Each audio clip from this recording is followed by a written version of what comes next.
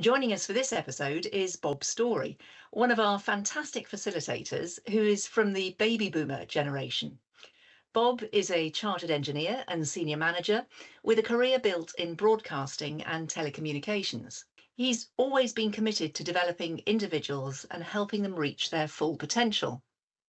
Now, Bob has taken that passion into a portfolio career, lecturing at the University of Law Business School and working with charities to develop the skills of those delivering vital services. He brings this wealth of experience and enthusiasm to Windsor Leadership, and we're delighted to have him on the podcast today. Now, Bob, in terms of collaboration, in your view, how might we work most effectively across generations in the workplace? I think my first thought is around, is this a new phenomenon? So we talk a lot about Gen Z or Gen Z, and is it really a new phenomenon? And in my mind, I'm sure that when I started work, there were a number of people looking at me thinking, where on earth are they coming from?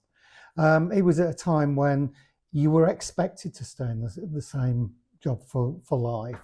You were expected to have a place and have a career path that was pretty much mapped out and you knew where you were going. And over the first few years that changed, and I was part of that group trailblazing a different way of thinking and expecting to move to gain experiences, move to other companies, etc. When we're talking about effective working across generations and collaboration, it's really about providing opportunities and providing responsibility. And I think those opportunities are about letting every generation give freely of themselves and openly as to what their thoughts are. So it's creating those environments, those safe environments, but it's also creating the right environment that will give challenge. And that's particularly important because it's only through the challenge that you will move forward. Absolutely. And that's not just challenge for the younger generations, It's the younger generations feeling that they can challenge the older generations and having that discussion. Again, we're back to the permission piece. The permission to say, hang on, I don't agree with you there. Yeah. Or there's a better way, I think. And are you willing to hear my voice? And for a lot of, certainly of my generation, you wouldn't challenge your boss. Why would you do that? Woe betide. Yes. And it's getting comfortable with that idea of challenge and actually using that in order to improve your organisation, your performance, whatever metrics you use, using that challenge to provide improvement and provide a better environment. Well, I was going to say a much more energised working environment. Absolutely. Where people feel their contribution is valued.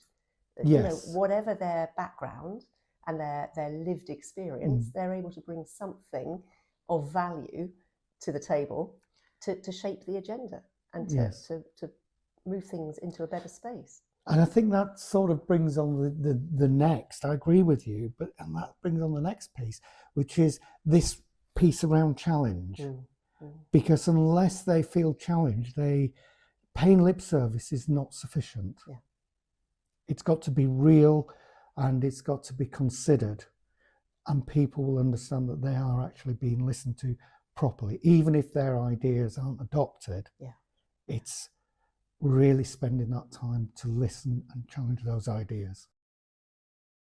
So that brings us to the end of the Intergenerational Insight series. We hope you've enjoyed these conversations as much as we have. Throughout these episodes, we've explored leadership, personal growth, and generational perspectives with some incredible guests: Emma Fitzgerald, Emily Gow, Madeline Thomas, and Bob Storey, each offering their unique insights and experiences. It's been truly fascinating to hear how different generations approach challenges, adapt to change, and find their own leadership styles. If this series has sparked any thoughts or reflections, we'd love to hear from you. Keep the conversation going by sharing your insights and connecting with us on social media under Windsor Leadership. So thank you for listening, and we hope you've taken away some valuable lessons to apply on your own leadership journey. Until next time, farewell.